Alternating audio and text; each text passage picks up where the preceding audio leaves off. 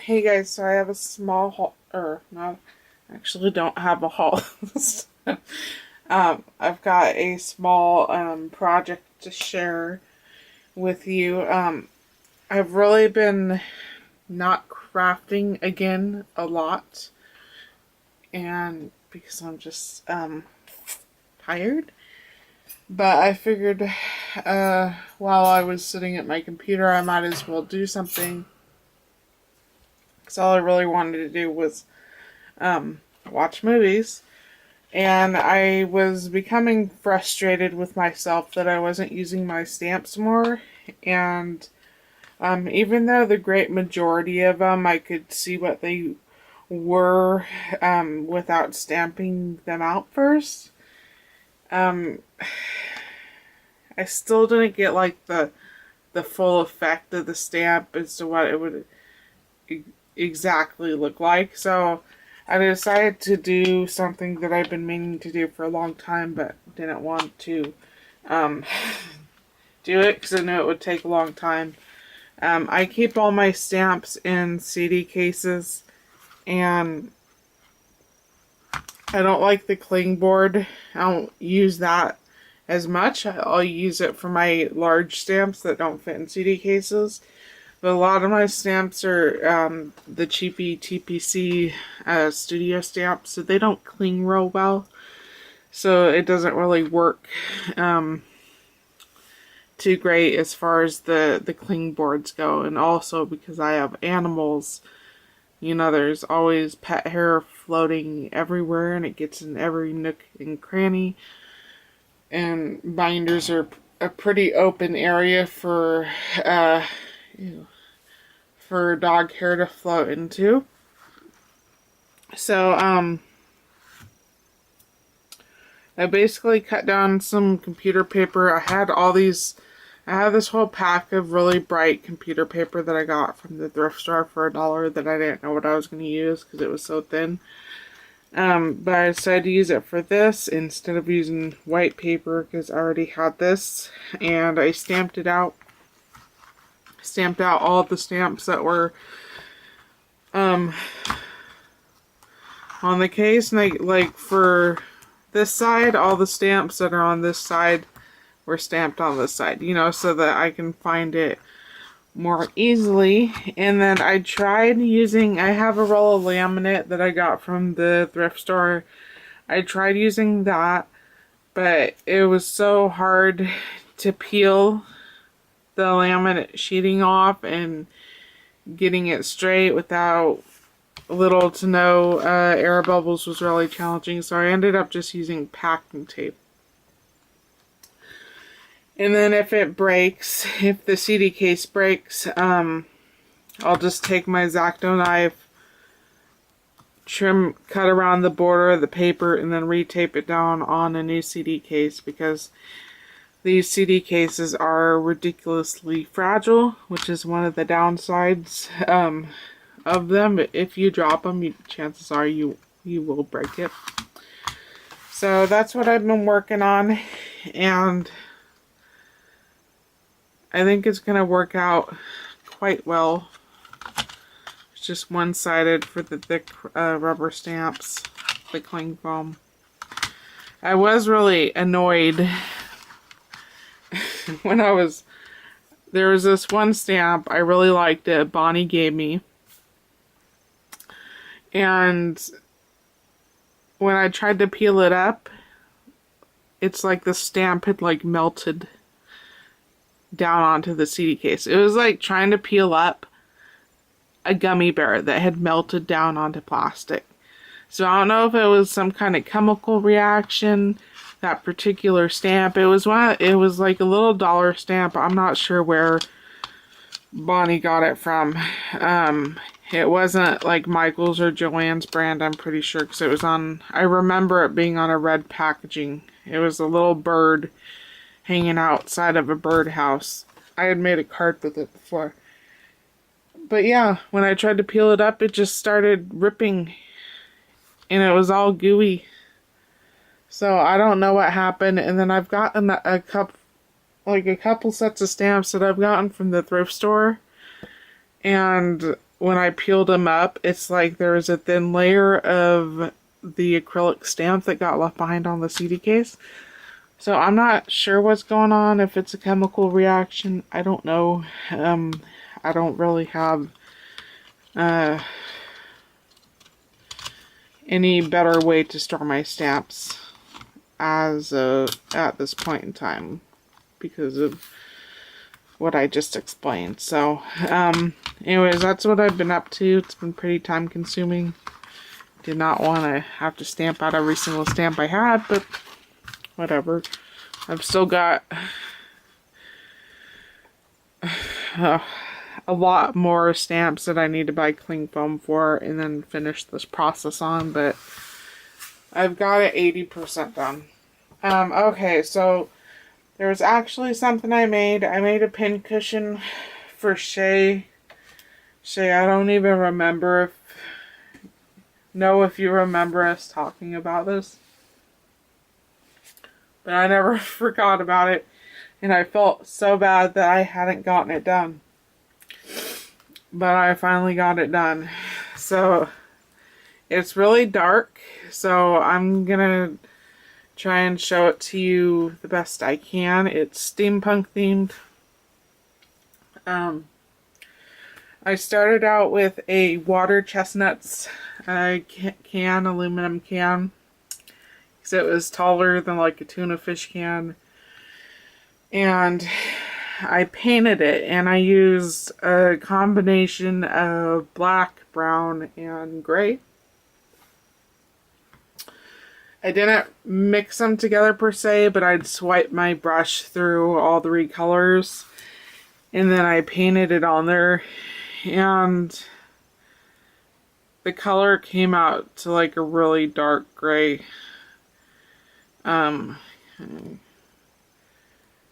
A really dark gray color, and I don't think the camera is going to pick it up. Hold on, I'm going to try something. Zoom out.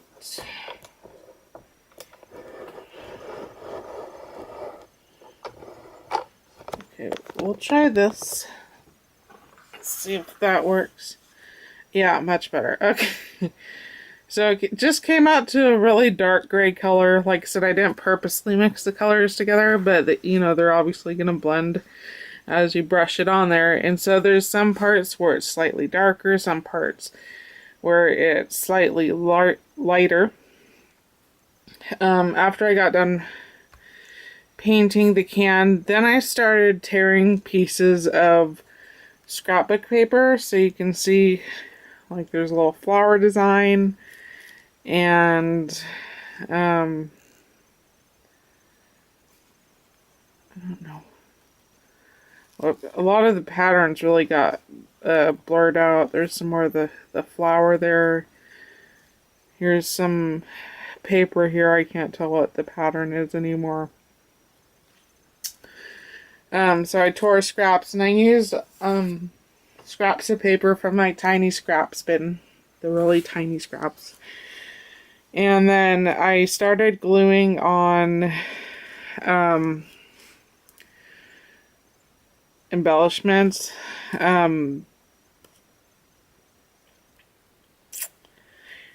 This coin, this butterfly, and this square came from a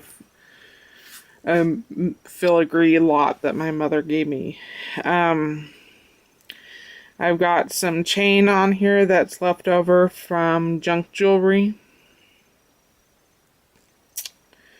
This is a clip-on earring I got from Shay. There's 2 of those on here. I'll look off camera to see everything. There's the other earring. This is junk jewelry here.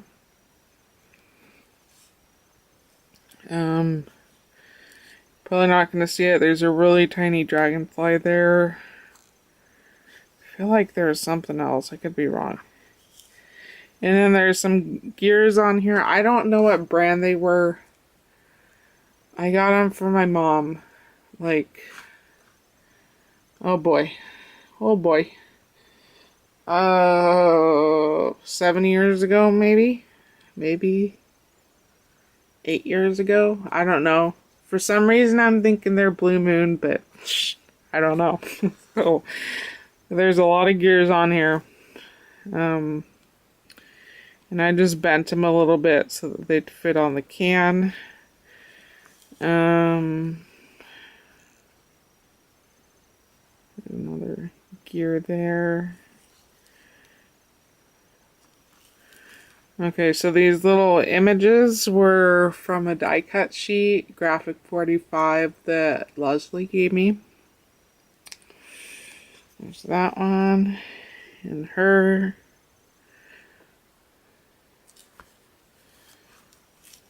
And then her. These pictures were much more vibrant, but after I got everything glued down, then with the same paint I used to, the same dollops of paint that I used to paint the can, I then painted the whole can again and took a baby wipe and kind of cleaned off the paper, if you will. And the gears I sanded a little bit. I glued just about everything down with Aleene's original tacky. And then I used, like right here, this is textured. I used the Tim Holtz Vintage Photo Distress Embossing Powder. I got that from Leslie. I like to use that whenever I do steampunky things. And that powder is really great for like a rusty look, or if you want something with texture, because unlike most embossing powders, that doesn't melt down flat and glossy. Like, it has some gloss to it, but it's very rough. It's very much like rust. And see, what did I do next? Then I realized I realized before I had glued everything on, the metal pieces and the papers, I really should have sealed this with something so that I could have then put another coat of paint on top of that, and it wouldn't be glossy, but it wouldn't chip at the same time.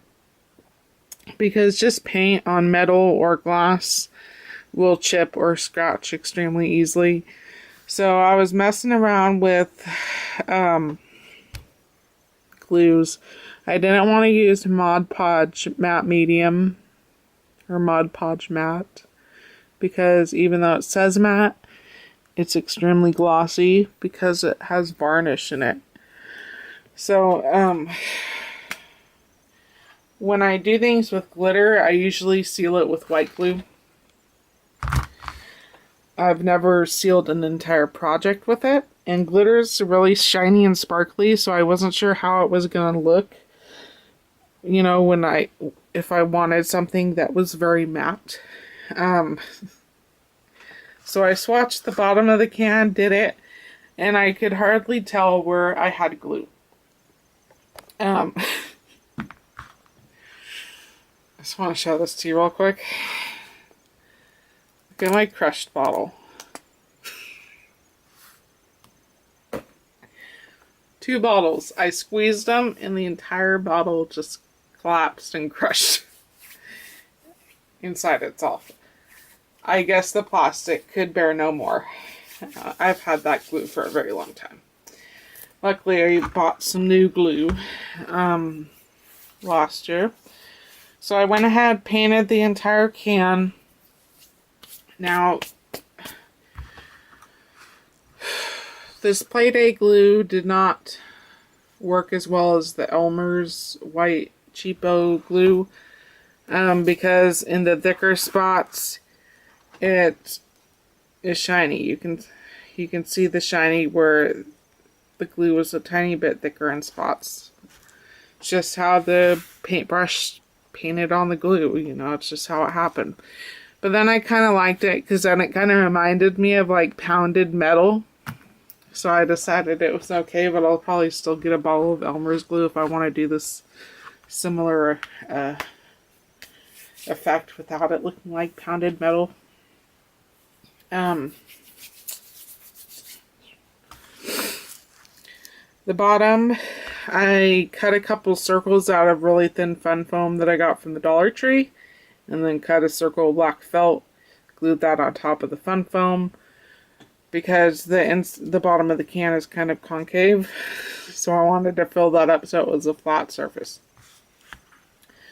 The top, this was just some trim that I had in my scraps bucket.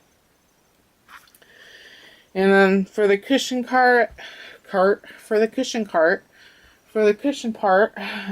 just used the polyester filling, and my mom had a velvet black shirt that she no longer wanted and was really made for a skinny person, which I am not anything close to a skinny person. So that's what I made the top of the pincushion of. The only downside is that it attracts everything, and the polyester filling is kind of poking out, and I have to keep pulling out the strands of filling. Anyways, that's my pincushion, and Shay, I hope you like it. I worked very hard on it. Some of the scraps of paper actually, after it was like painted and glued and everything, came out looking like little scraps of metal, so I thought that was pretty cool, like this piece here.